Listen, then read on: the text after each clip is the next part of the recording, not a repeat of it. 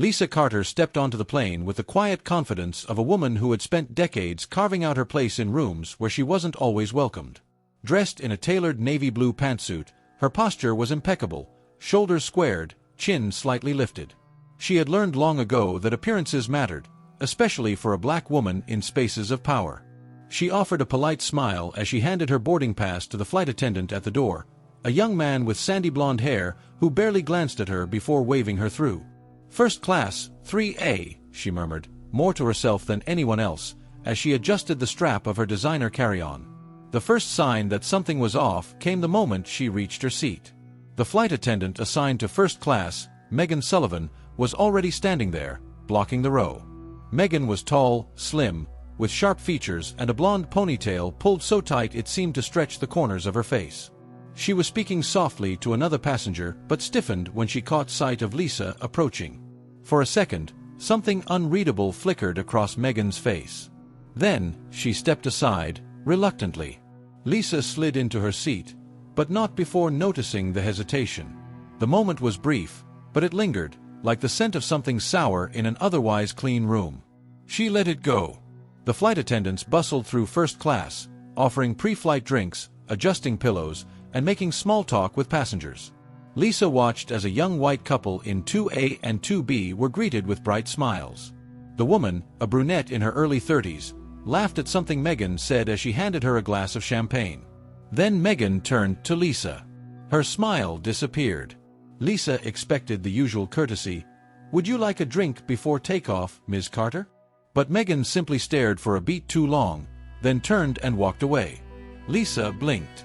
It was subtle, but deliberate. She glanced around. No one seemed to notice. Or if they did, they were doing what most people do when confronted with discomfort, pretending it wasn't happening. Lisa sighed and pressed the call button. A few seconds later, Megan reappeared, her expression carefully blank. "Yes." Lisa met her gaze. "Could I get a glass of water, please?" Megan's lips pressed into a thin line. "We're still preparing for takeoff." Lisa arched an eyebrow. The passengers in 2A and 2B got their drinks. Megan's jaw tightened. For a moment, Lisa thought she might argue, but instead, she nodded sharply and walked off. Lisa exhaled slowly. "Pick your battles." That phrase had been a constant in her life. From the boardroom to casual dinners with colleagues, she had spent years calculating which slights were worth confronting and which were best ignored. Still, something about this felt different. The flight took off smoothly. Lisa settled into her seat, flipping through a document on her tablet. An hour passed. Then 2. The attendants moved through the cabin, refilling drinks, offering warm nuts and neatly arranged plates of food. Except to Lisa. She pressed the call button again. This time, Megan took longer to appear. "Yes." The word was clipped, her tone bordering on impatient. Lisa kept her voice even. "I never got that water." Megan didn't move immediately. Instead, she studied Lisa, as if trying to decide whether she was worth the effort. Then, finally, she let out a soft sigh. "I'll bring it when I can." Lisa's fingers curled around the armrest. She had dealt with condescension before, but this was something else. Minutes passed. No water. Lisa glanced around the cabin, noting the stark contrast in how the other passengers were being treated. A middle-aged man 2 rows ahead of her laughed at a joke with an attendant. A woman in a crisp white blouse received an immediate refill of her wine. And yet, for Lisa, there was nothing but silence and disregard. It was humiliating. She pressed the button again. This time, Megan didn't come. Another attendant, a younger woman with dark curls and a nervous smile, approached instead. "Can I help you, Ms. Carter?" Lisa studied her for a moment before speaking. "I asked for water 2 hours ago. Your colleague hasn't brought it." The woman's eyes flickered with unease. I can get that for you now." Lisa nodded. "Thank you." When the water finally arrived, Lisa took a sip, her throat dry with a mixture of frustration and something deeper. She knew what was happening here, and she wasn't going to let it go. As the flight continued, the slights became more blatant. Megan would brush past Lisa's seat with just enough force to make contact, but not enough to be called out for it. She would take orders from every passenger around Lisa but pretend not to hear when Lisa spoke. And then, finally, the moment that pushed Lisa past the point of restraint. A passenger in 4B, a white man in his 40s with salt and pepper hair, dropped his napkin. Megan, passing by, bent down quickly to pick it up. She turned to him with a polite smile. "Let me get you a fresh one, sir." Then, as if on instinct, she flicked her gaze to Lisa and muttered, just low enough for only her to hear, "Some people should know their place." Lisa went still. The words hit with the weight of every boardroom dismissal, every patronizing glance, every time she had been underestimated, ignored, or subtly undermined. Her fingers tightened around her phone. She didn't raise her voice, didn't make a scene. Instead, she unlocked her screen, scrolled to a familiar contact, and pressed call. "Mom." Daniel Carter's voice came through clear, even over the hum of the airplane. Lisa exhaled, steady and composed. "I need you to listen carefully." She didn't have to explain who she was dealing with. Daniel knew. He had seen his mother navigate a world that often refused to make space for her. There was silence on the line for a moment. Then, a quiet but sharp response. "I'll handle it." Lisa placed her phone down on the tray table, her expression unreadable as Megan continued her rounds, oblivious to the shift that had just occurred. Lisa Carter had chosen her battle, and Megan Sullivan had no idea what was coming. Lisa Carter had spent a lifetime learning how to command a room without raising her voice. But here, in the confined space of first class, she felt the weight of every subtle humiliation pressing against her like a slow, suffocating tide. She watched Megan move through the aisle, completely unaware that the dynamic had just shifted. Lisa didn't need to demand respect. She didn't need to argue. She had already made the call. And now, she waited. The air inside the cabin felt heavier. The hum of the engines, the quiet clinking of glasses, the murmured conversations between passengers, it all blurred into the background as Lisa observed Megan with cool detachment. Would she realize what was happening before it was too late? Probably not. The first sign.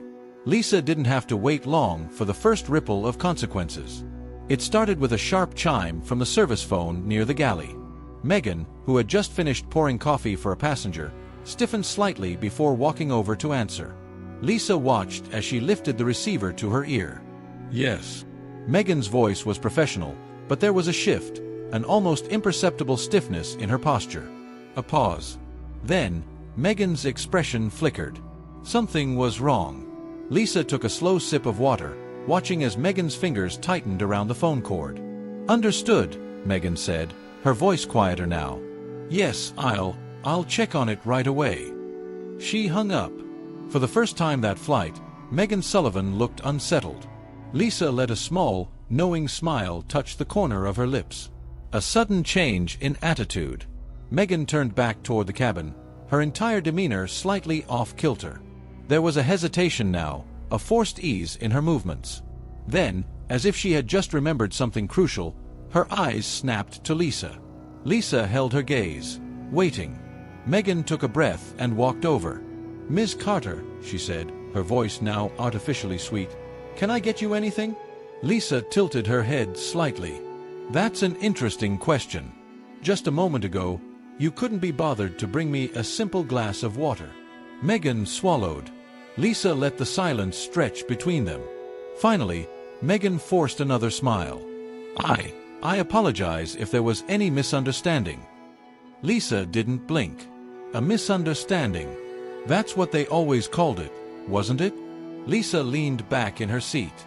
"I think I'll pass for now." Megan nodded stiffly and turned away. The pressure mounts. Lisa knew what had happened. Daniel had sent a message to the airline's operations team.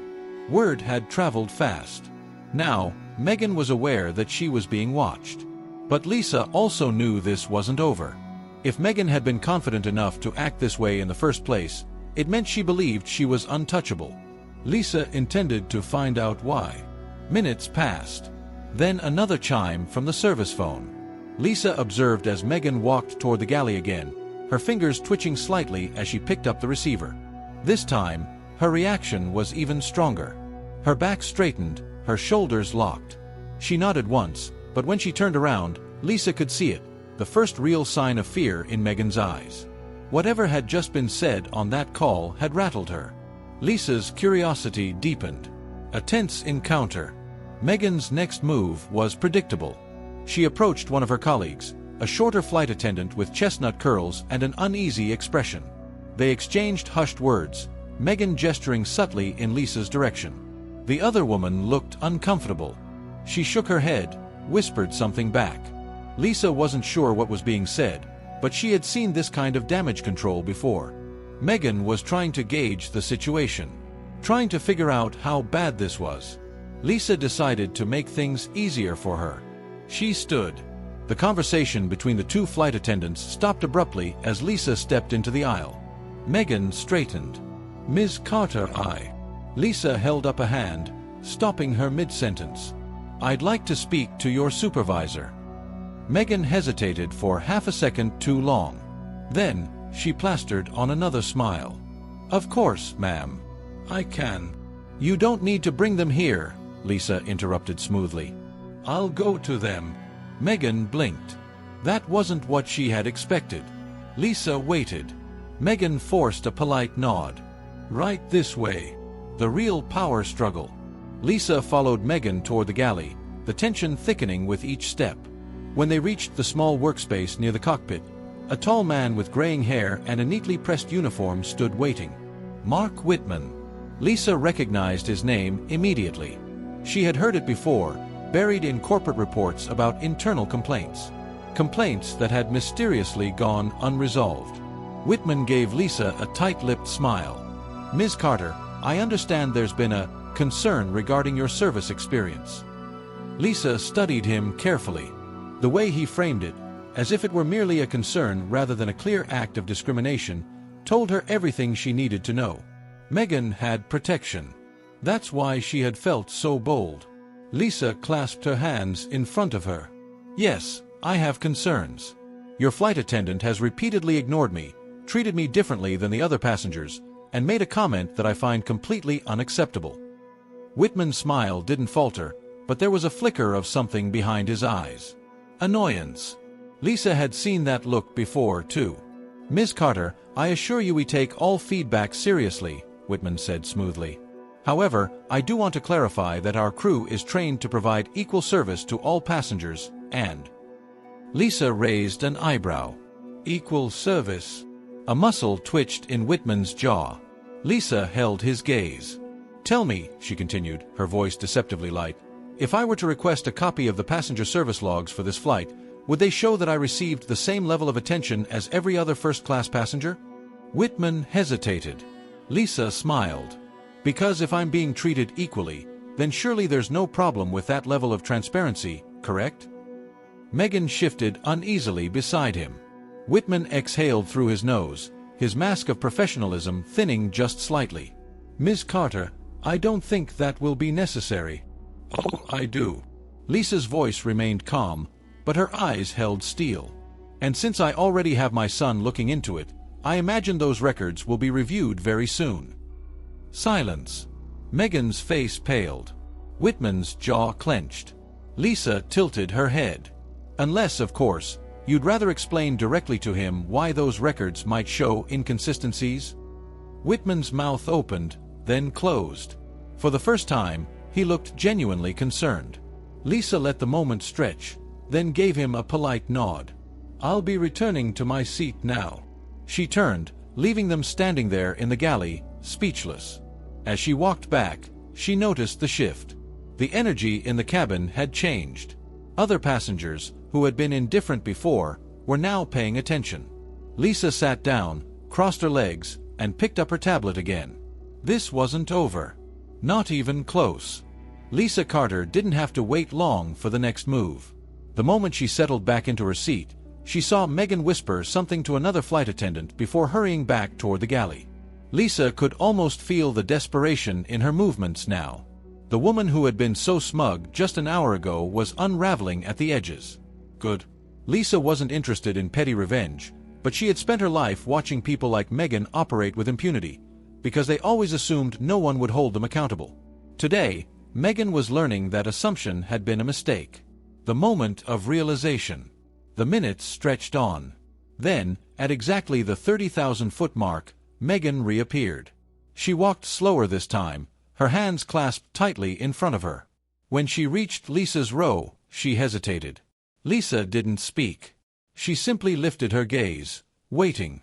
Megan cleared her throat. "Ms. Carter, She took a sharp breath. "I'd like to apologize if there was any." Lisa tilted her head. "Misunderstanding." Megan's lips pressed together. Lisa had heard this kind of non-apology before. Carefully worded.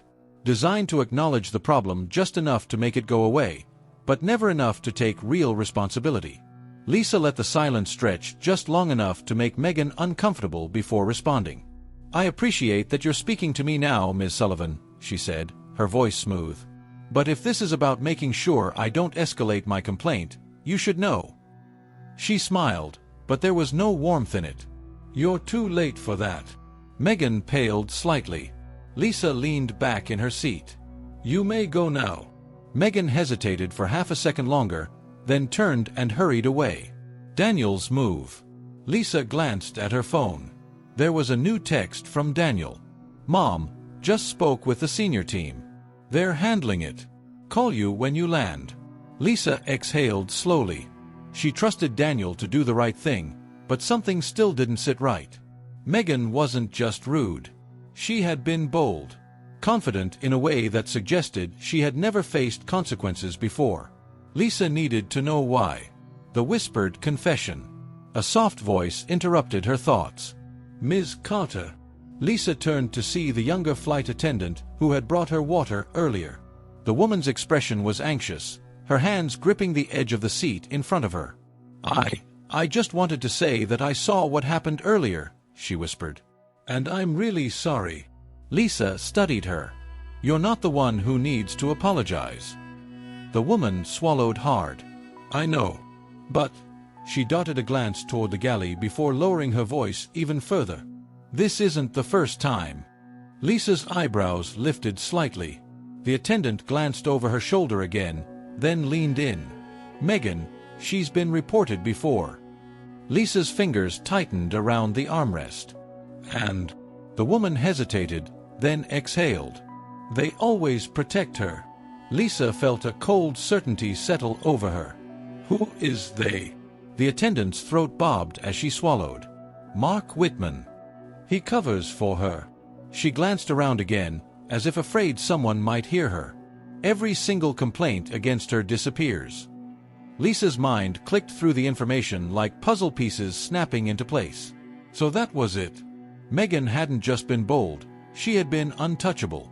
Because Mark Whitman had made sure of it. A systemic problem.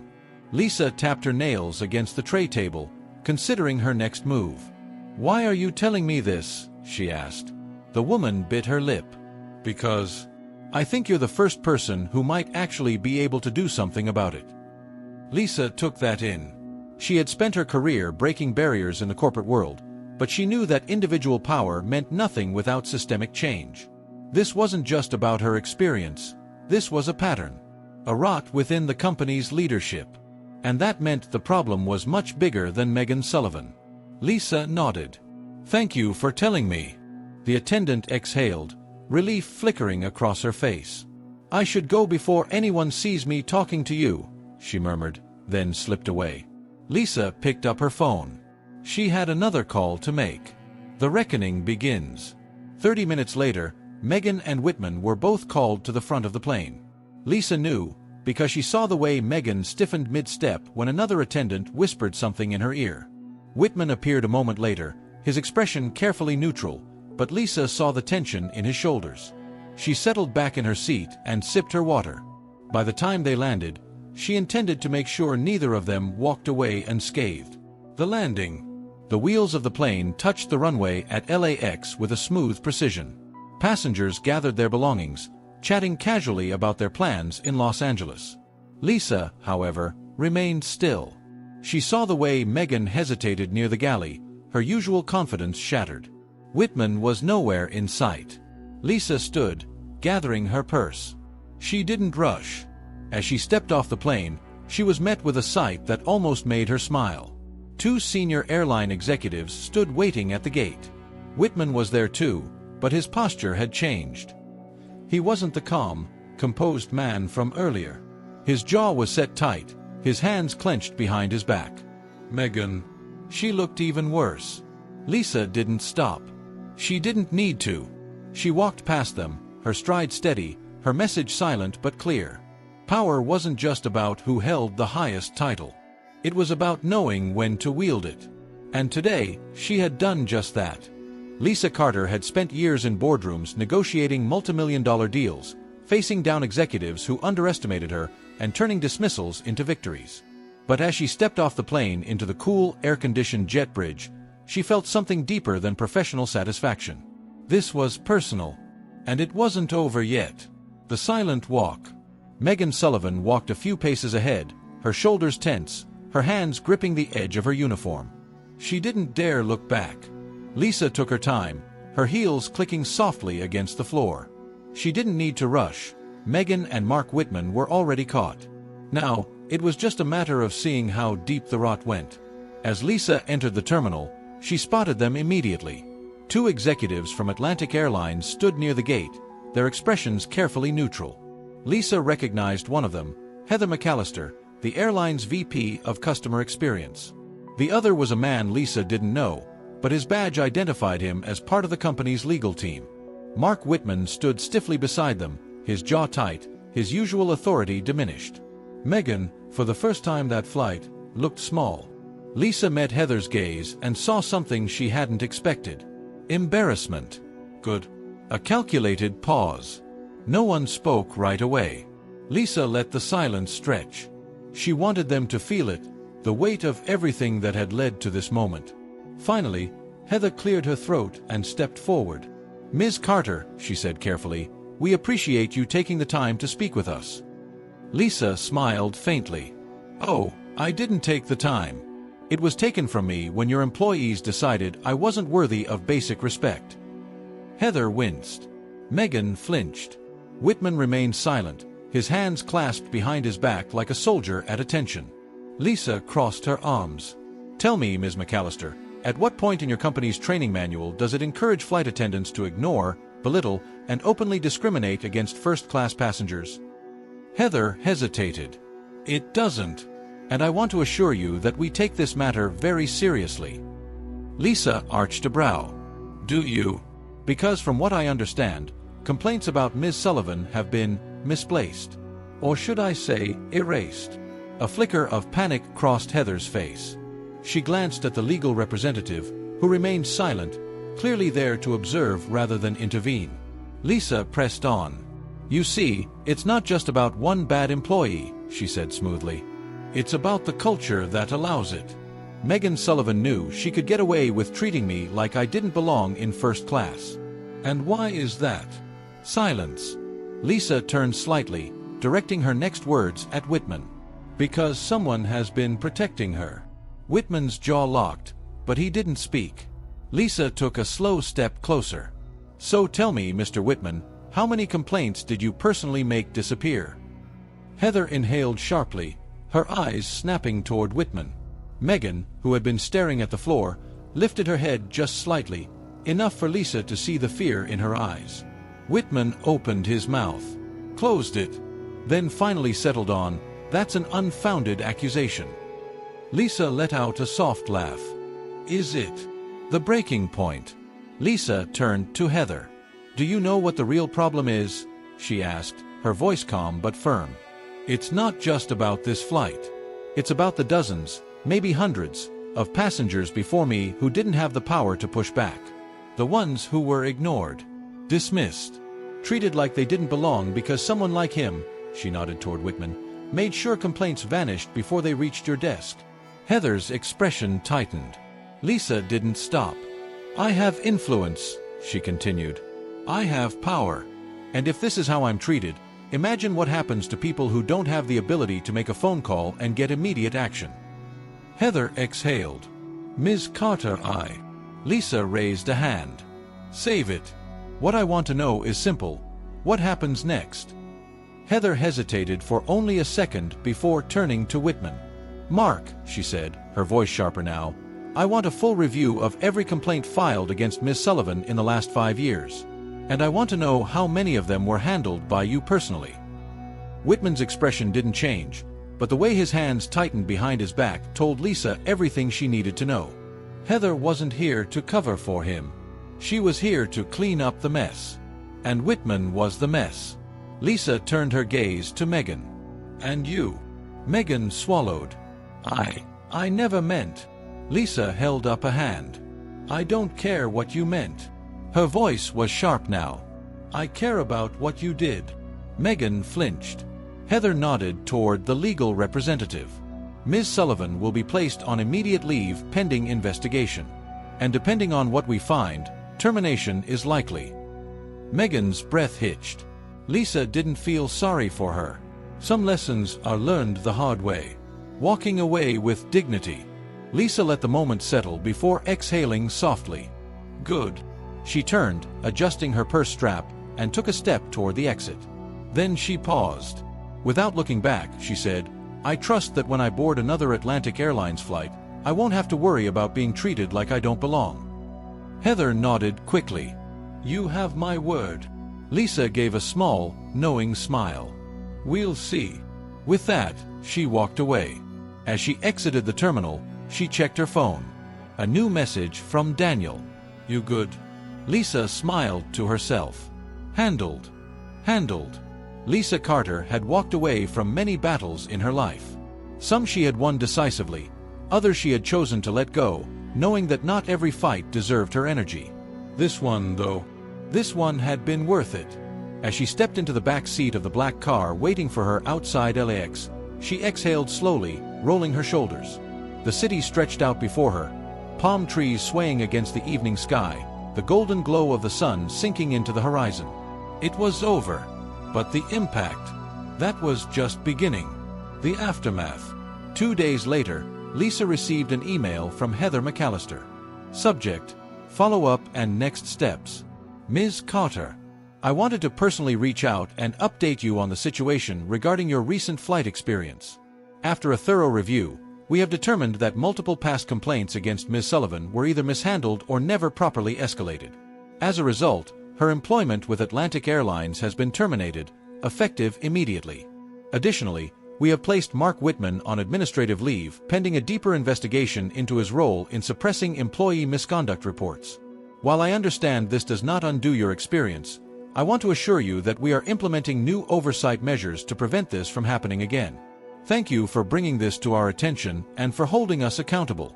Best regards, Heather McAllister, VP, Customer Experience, Atlantic Airlines.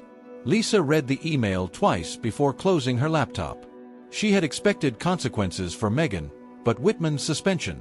That was significant. It meant that change wasn't just being promised, it was happening. A conversation that matters. That evening, she sat on the terrace of her Los Angeles hotel, sipping a glass of wine as her phone rang. "Daniel." "Hey, Mom," he said, his voice warm but slightly wary. "Got a minute?" Lisa smiled. "For you. Always." He exhaled. "So, I heard about Whitman." Lisa swirled the wine in her glass. "You sound surprised." "Not surprised. Just impressed." He chuckled. "I was ready to make some calls myself, but you didn't even give me the chance. You handled it." Lisa leaned back in her chair. "Daniel, you know I don't believe in handling things halfway." "Yeah," he said, the admiration clear in his voice. "I do." For a moment, there was comfortable silence between them. Then, Daniel spoke again, more serious this time. "You shouldn't have to go through that. No one should." Lisa sighed. "No, they shouldn't." "You think this will really change anything?" he asked. Lisa thought about it. Megan was gone. Whitman was facing consequences. The airline had been forced to acknowledge the cracks in its system. But systemic change wasn't about one victory. It was about persistence. "It's a step," she said finally. "And steps add up." A full circle moment. A week later, Lisa boarded another flight. This time, she didn't overthink it. She walked into the first-class cabin and settled into her seat without hesitation. The flight attendant assigned to her row, a young black woman with a bright, genuine smile, approached almost immediately. "Good evening, Ms. Carter. Welcome aboard. Can I get you something before takeoff?" Lisa smiled. "Water would be great. Right away." Lisa watched as the flight attendant walked away, no hesitation, no tension in her posture. No quiet battle to prove she belonged. She exhaled. This was how it should have been all along. As the plane taxied down the runway, Lisa picked up her phone and typed a final message to Daniel. "Flight's on time. Service is excellent. Maybe this company has a future after all." A few seconds later, his reply came through. "Told you. One phone call can change a lot." Lisa smiled to herself. Yes, it could. And this time it had.